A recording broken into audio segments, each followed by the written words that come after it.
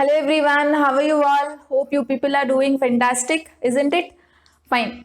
And today we are here with the most important part of chemistry, that is the organic chemistry, where most of the children feel like very difficult with the topic. Why most of them feel difficult with the organic chemistry is because of lack of basics. Okay, so and today I am going to tell you the necessary basic points which are very important to understand the rest of the concepts that come in organic chemistry chapters, right?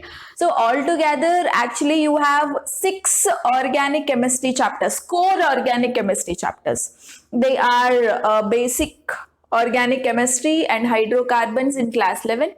In class 12 you have alkyl halides, aryl halides, alcohols, phenols, ethers, carbonyl compounds and amines. Okay, so these are 6 core organic chemistry chapters. Okay, and rest of the chapters like biomolecules, polymers are there, but where you don't need too much of concept to understand them. Okay, whereas to understand these 6 chapters definitely you require certain basics, otherwise somewhere you'll not be having any clarity to answer the question. Okay, now quickly let us go to the basics, what all necessary to understand the rest of the chapters that come in organic chemistry. Okay, so here mainly I am dealing with certain necessary basics. So before we go for the basics, let us discuss a small history of organic chemistry. Let us try to revise what actually the organic chemistry is and what actually organic compounds are. Okay, fine. And first and foremost, there is a person called Lavoisier. Lavoisier, and he is the father of chemistry. He is actually a father of chemistry. Okay, and he told that the compounds which are present in plants and animals are called as organic compounds. Okay, say the meaning of the word organic is life. Okay, what do you mean by organic? Life. Okay, so the substances which are present in the living organisms like animals and plants were called as organic compounds. Okay, so this was the definition coined by Lavoisier. Okay, and he also told these substances which are present in plants and animals had the famous elements, the common elements like carbon and hydrogen. Okay, so he is the first one to tell that the organic compounds are made up of mainly carbon and hydrogen, and sometimes nitrogen can be present, sometimes phosphorus can be present, and sometimes oxygen also can be present. Okay, so this was the thing told by our father of chemistry, that is Lavoisier. Okay, and later there came another scientist, Berzelius. There came another scientist called Berzelius. So Berzelius is the one who has introduced a famous theory called vital force theory. Vital force theory. What Berzelius told is these organic compounds cannot be prepared in the chemical laboratories. If you want them, you have to extract from plants and animals, he told. In case if you want to manufacture organic compound, you require a kind of force called vital force. Yes, so vital force is nothing but some life force, the force or energy that is present in plants and animals. So who has a life? Definitely plants and animals. So this life force is very much essential to prepare or to make or manufacture organic compounds. So this is what we will call it as vital force theory. Okay, so that means according to Berzelius, organic compounds cannot be prepared in a chemical laboratories. If you want to prepare them, some life force is necessary, some living force is compulsorily required, he told. Okay, You can only extract the organic compounds from living organisms, but you cannot prepare them artificially in a chemical laboratory. So this is all about our vital force theory. Okay, but there came one more scientist called Euler, very famous scientist, very interesting person, Euler.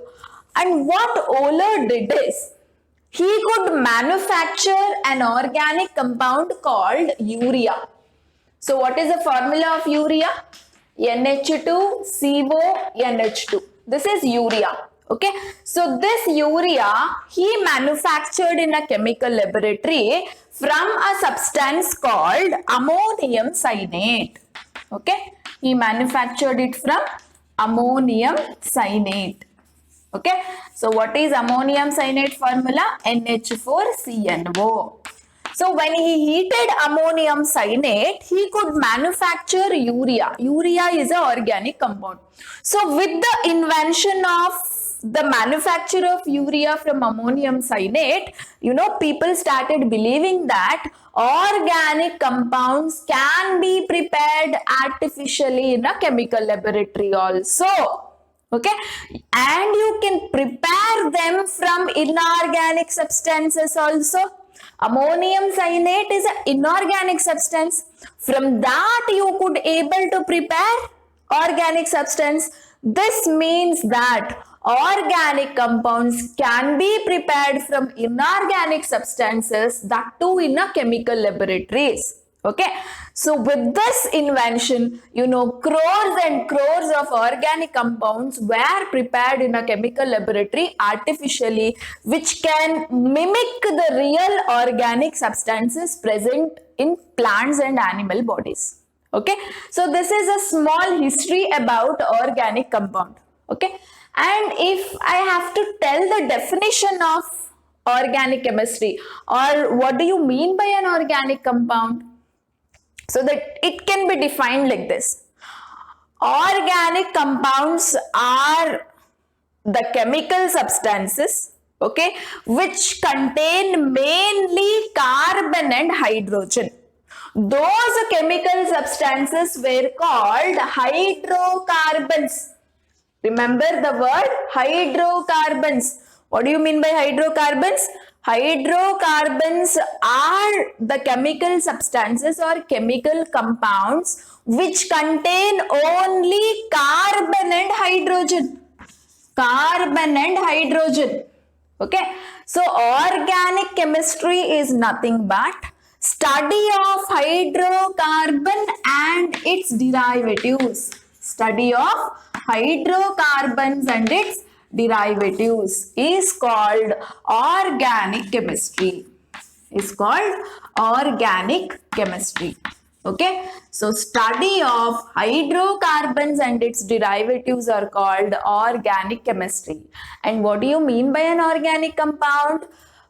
Chemical compounds or the compounds which have carbon, hydrogen, okay, and their derivatives are called organic compounds. Okay, so any organic compound mainly contains the element carbon and hydrogen. Okay, sometimes oxygen can be present, nitrogen can be present, phosphorus can be present, sulfur can be present, and halogens also can be present. Okay, so depending on the different types of organic compound, different element also may present, but mainly every organic compound should definitely contain carbon and hydrogen. Okay, fine. So this is a small introduction about the organic compounds and organic chemistry. Okay, now let us go for the concepts which are very important to remember to understand the various chapters that are there for class 11 and 12. Okay, fine. As I told you, every organic compound is made up of carbon and hydrogen. The main element is carbon, right? So why is so many compounds contain the element called carbon? Why is it so special? You can imagine, there are crores and crores of carbon compounds in our nature, but we don't have crores and crores of nitrogen compounds, arsenic compounds, bismuth compounds, yes or no? So other elemental compounds are very few compared to the compounds of carbon, isn't it? So why carbon could form these many compounds in a nature, and that too those compounds can be very, very beneficial for the mankind, beneficial as well as hazardous also, right? So why carbon is making such wonderful compounds in our nature? Why is carbon so much special? So the first reason is tetravalency. Carbon has two important properties here. The first one is tetravalency. Okay. What do you mean by tetravalency? Valency of carbon is 4. That means it can form 4 covalent bonds. 4 covalent bonds around itself. Okay, so it can form 4 covalent bonds. Covalent bonds with its own atom, that is with carbon only, or with any other element. Okay, with hydrogen or with nitrogen or with sulfur, phosphorus, halogens. Okay, so it is having ability to make 4 covalent compounds, 4 covalent bonds around it. Okay, and now these are covalent bonds. Always in organic compounds you will observe the covalent bonds, you don't observe ionic bonds. Okay, carbon cannot form an ionic bond. Got to know? So what do you mean by ionic bond? Say an element which can give an electron, or there will be another element which can take those electrons. So giving and taking electrons. Okay, transfer of electrons if involved, then such a bond we call it as ionic bond. Yes or no? So atomic number of carbon here is 6, isn't it? So what is its electronic configuration? 1s2, 2s2, 2p2. Yes?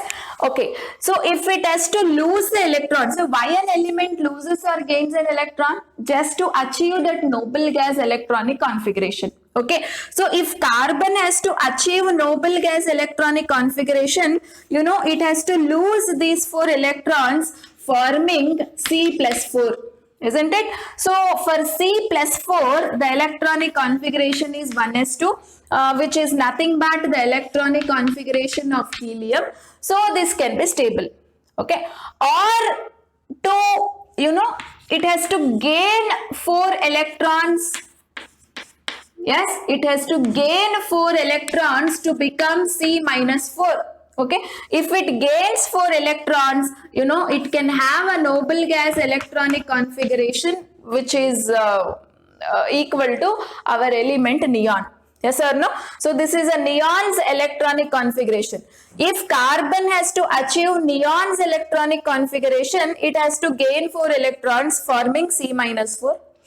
If it has to achieve a noble gas electronic configuration of helium, it has to lose 4 electrons, and it becomes C plus 4. Okay, losing 4 electrons at a stretch or gaining 4 electrons at a stretch is highly impossible.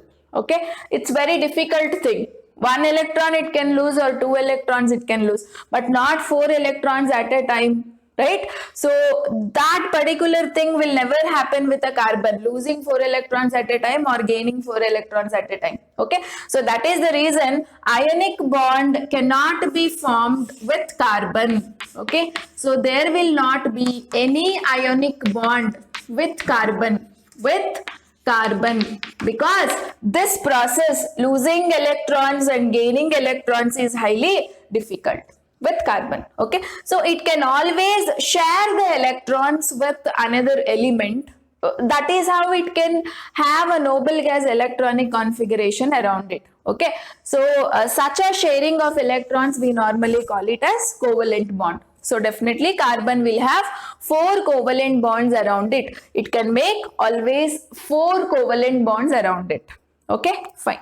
So this is one important property of carbon that you have to remember. And the second one is catenation. Okay. So what do you mean by a catenation? Self-linking capacity. Self-linking capacity of carbon is called catenation. Okay. So carbon can link with its own type of an atom and form a long chains, or it can form a branched chain, okay, or it can form a ring chains also. Yes or no? So this particular property of carbon, we will call it as catenation. Okay, so many number of carbon atoms can link with itself and form a long chain, branch chain, and also ring chain. Various shapes can be formed. Okay, such a property is observed only with carbon, so we call that property as catenation. Because of these two properties, carbon is very special, and crores of organic compounds are getting formed, and we could make in a chemical laboratories. And now we will go for the concept of hybridization. And listen guys, please subscribe our channel to understand more and more basics in organic chemistry. I will be covering complete knowledge of organic chemistry of class 11 and class 12 also. So it will be a great help to understand the questions that can come for NEET or JEE mains. So for that, please subscribe our channel.